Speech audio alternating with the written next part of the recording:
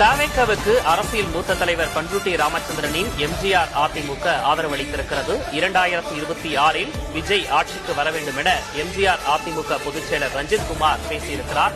அவர் பேசியதை தற்போது பார்க்கலாம்.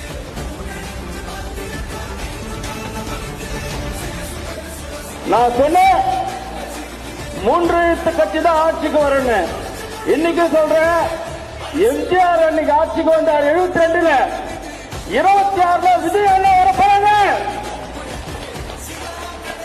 வருகின்ற தேர்தலில் விஜய் அண்ணா நிச்சயமாக ஜெயிப்பாங்க.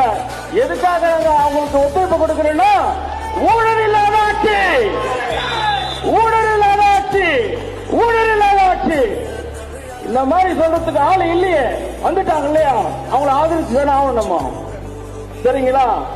அதுக்காக பல பேர் பல இயக்கத்தில் இருந்தாலும் கூட தயவு செய்து ஊழல் இல்லாத ஆட்சிக்கு ஒரு வாய்ப்பு கொடுப்போமே. தப்புன்னு இருக்கு. 2026இல் விஜய் ஆட்சிக்கு வர வேண்டும் என எம்ஜிஆர் அதிமுக பொதுச் செயலர் ரஞ்சித் குமார் பேசியிருக்கிறார். ஊழல் இல்லாத ஆட்சி என்பதற்காக விஜயை ஆதரிக்கிறோம் என பண்ருட்டி ராமச்சந்திரன் முன்னிலையில் அவர் பேசியிருக்கிறார்.